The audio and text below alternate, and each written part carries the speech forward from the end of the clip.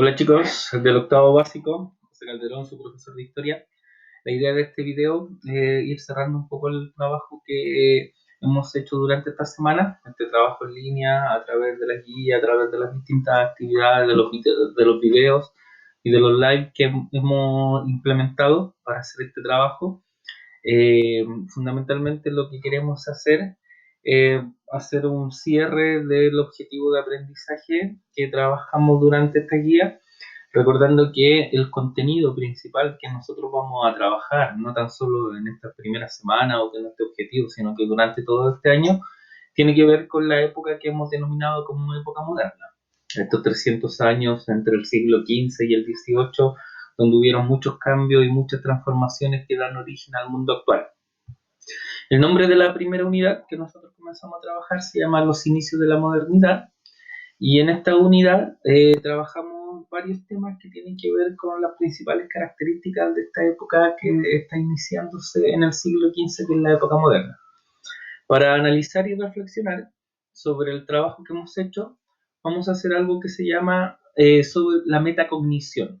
Los profesores utilizamos esta herramienta, la herramienta de metacognición, para responder algunas preguntas y poder reflexionar sobre cómo vamos aprendiendo. No tan solo los profesores, sino que los estudiantes o cualquier persona que quiera reflexionar sobre su aprendizaje, sobre su forma de aprender, puede hacer este proceso de metacognición. Para eso hay algunas preguntas que yo incluso se las incluí en alguna de las guías, donde yo me respondo en primer lugar qué he hecho o qué he aprendido, identificar qué es lo que he aprendido, cómo lo he hecho o cómo he ido aprendiendo este contenido, esta materia, qué dificultades he tenido, para qué me ha servido el aprendizaje y en qué otras ocasiones puedo utilizar lo que he aprendido o esta forma de aprender. ¿Ya? Entonces esta reflexión, a la cual nosotros llamamos metacognición, la vamos a aplicar a los objetivos o al objetivo que hemos trabajado a través de estas 3 semanas de trabajo en línea. El objetivo de esta primera unidad, el objetivo número 1 de esta primera unidad se describe de la siguiente forma. Dice: analizar, apoyándose en diversas fuentes, la centralidad del ser humano y su capacidad de transformar el mundo en las expresiones del humanismo y del renacimiento. En términos sencillos, este primer objetivo lo que busca es analizar cómo este concepto de antropocentrismo, esta idea de que el ser humano es el centro de todas las cosas durante la época moderna, se ve reflejado en algunas expresiones artísticas del Renacimiento y en el movimiento intelectual que llamamos humanismo. Para eso, ¿qué es lo que hemos aprendido? En primer lugar, el primer contenido que nosotros trabajamos fue una introducción a la época moderna, que era la época moderna, y de qué manera aprendimos o de qué manera nosotros llegamos a ese contenido, reflexionando a partir de que la época moderna era una época que se extendía entre el siglo XV y el siglo XVIII, como aparece ahí en la línea, con una serie de acontecimientos que ustedes integraron en la actividad que desarrollaron a través de la línea de tiempo. Y esta línea de tiempo que ustedes desarrollaron, que puede ser muy parecida a la que estaba ahí, busca generar una habilidad muy importante en historia, que es la temporalidad. A través de las confecciones de líneas de tiempo, lo que puedo hacer yo es situarme en el tiempo. ¿De qué me sirve eso? Me sirve para saber que la época moderna se extiende entre estos siglos, que antes hubo una edad que fue la Edad Media, que después hay otra época que es la época contemporánea, que es la época actual.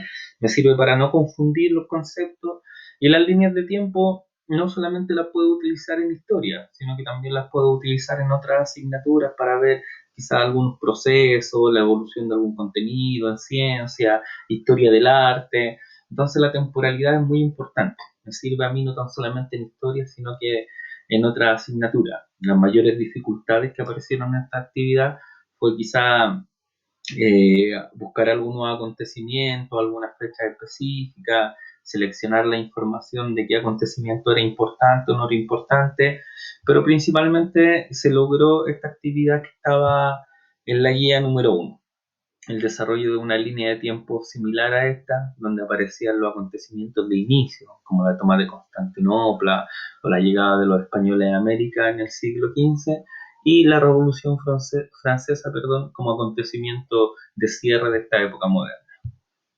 ¿Qué más hemos aprendido? Sigamos con nuestro análisis de la metacognición de los objetivos. ¿Qué más hemos aprendido? Aprendimos el concepto de antropocentrismo.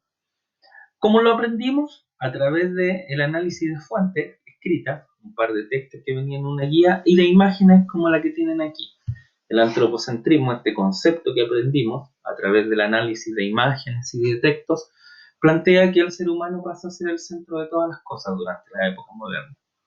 Nos permite también hacer una comparación con la época anterior, que era la Edad Media, donde Dios era lo más importante, la fe y la religión, pero ahora el ser humano, su capacidad de razonar, de pensar, de cuestionarse el mundo, va a ser el centro o la centralidad de todas las cosas durante la época moderna. Y esa centralidad, como decía el objetivo, se ve manifestada. Esa idea de que el ser humano es el centro de todas las cosas, esa idea de antropocentrismo no queda en el aire, sino que se lleva a la práctica, se manifiesta. ¿En qué? En movimientos artísticos como el del Renacimiento. El Renacimiento es un movimiento artístico que nace en Italia y se genera a principios de la época moderna y expandiéndose por el resto de Europa, donde destacan algunas figuras como Leonardo da Vinci. Y en esta ocasión, ¿de qué manera nosotros nos introdujimos en el contenido de Renacimientos? ¿De qué manera fuimos aprendiendo sobre el Renacimiento? Buscando información. Aquí ustedes en esta actividad tuvieron que buscar información de algunos artistas renacentistas, de algunas de sus obras, qué características tenían. Hicimos análisis de fuentes, es decir, nosotros tomamos algunas imágenes, las analizamos, vimos qué características tenían, como por ejemplo el cuerpo humano como centro de esta pintura, la desnudez mostrando la perfección del ser humano, la relación con los mitos antiguos de la antigua Grecia y Roma, como el nacimiento de Venus, una diosa griega, o Eolo también, el dios del viento. Entonces, a partir del análisis de fuentes, nosotros nos fuimos acercando a este contenido que era el Renacimiento. Algunas dificultades fueron, por ejemplo, poder analizar algunas obras. Por ahí algunos estudiantes en algún equipo me decían, profe, igual me cuesta analizar esta obra porque no comprendo bien todavía el concepto de antropocentrismo. No sé cómo decir que esta obra pertenece al Renacimiento. Entonces ahí es importante ir detallando algunas problemáticas que han aparecido para que después las vamos mejorando. O en las mismas retroalimentaciones o en los mismos live en YouTube, ir mejorando o ir respondiendo a estas dudas y preguntas que surgen. ¿De qué me sirve esto?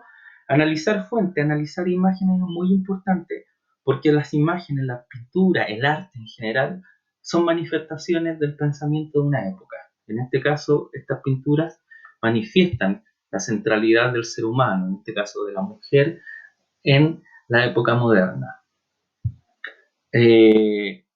También tuvieron ustedes que hacer un trabajo de ilustración, es decir, buscar imágenes, principalmente pinturas del Renacimiento y transformarlas en memes. Una actividad que busca ahí relacionar el contenido de una forma más didáctica, más amena para ustedes, que es más conocida, es más lúdica también para trabajar.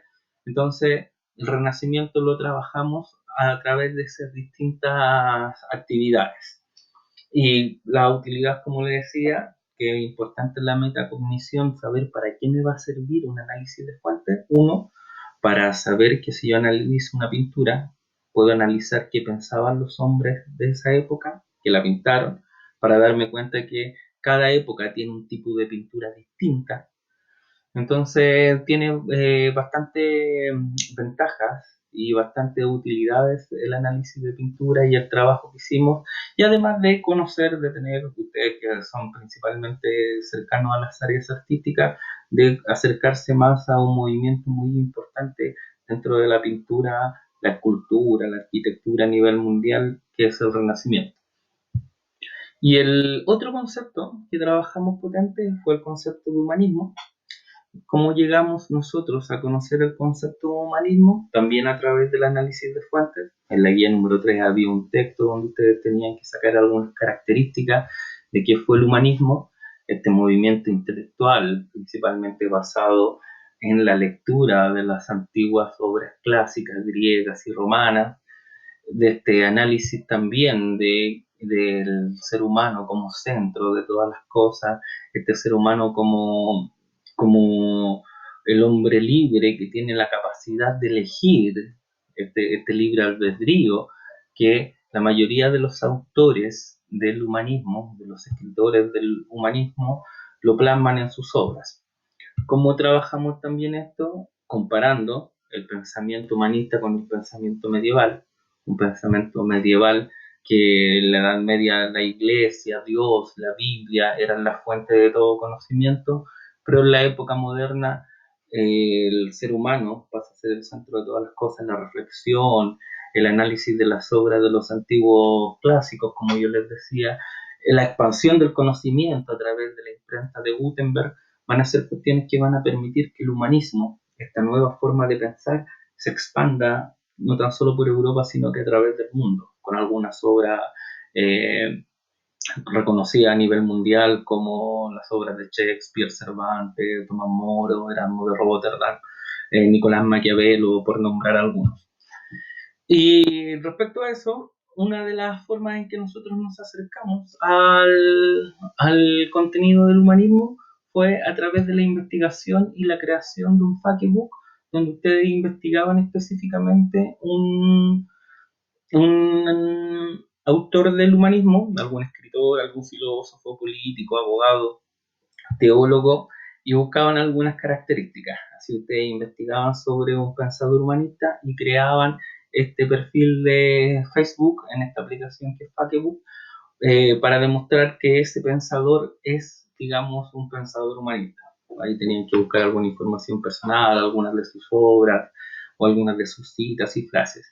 Las dificultades para trabajar este concepto del humanismo son justamente el hecho que cuando hablamos como de literatura, hablamos de ciencias políticas, hablamos de filosofía, igual son conceptos a veces más abstractos. Son las dificultades que en cierta manera aparecieron por ahí en el desarrollo de las actividades. ¿De qué nos sirve? Nos sirve mucho hoy en día hablar de humanismo porque nos permite entender, en primer lugar, qué significa ser humanista, porque en los colegios existen los científicos y los humanistas, cómo me acerco yo, digamos, a las áreas humanistas o a las áreas científicas, y me permite entender de cómo también el ser humano en épocas complejas, como lo fue la época moderna, se cuestiona en el mundo en el que viven, reflexiona en el mundo en el que viven y sacan nuevas ideas y nuevas conclusiones. Recordemos que la época moderna comienza después de una gran crisis que se vive en la Edad Media con la peste negra en el siglo XIV.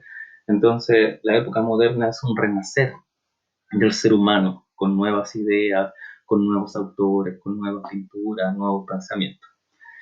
Entonces, los contenidos que hemos trabajado durante estos días y la forma en la que los hemos trabajado a través del análisis, de la investigación, de la comparación, son cosas que nos van a permitir ir avanzando en el desarrollo de este gran objetivo que es analizar la centralidad del ser humano en los inicios de la época moderna.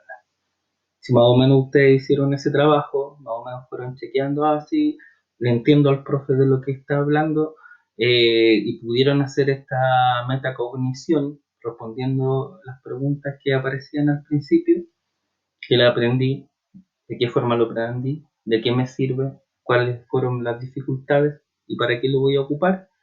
Si yo me hago siempre esas 5 preguntas y las logro responder, quiere decir que mi proceso de aprendizaje está siendo efectivo. Les dejo un saludo grande, cuídense harto, recuerden que tienen 2 semanas de descanso, donde van a ir recibiendo, yo me voy a dedicar ahora a revisar sus trabajos, se los voy a ir enviando de vuelta para que ustedes estén atentos si tienen alguna duda o consulta. Y por supuesto quédate en casa, que es digamos el gran mensaje para que nos cuidemos todos y nos volvamos a ver. Un abrazo grande. Chau, chau.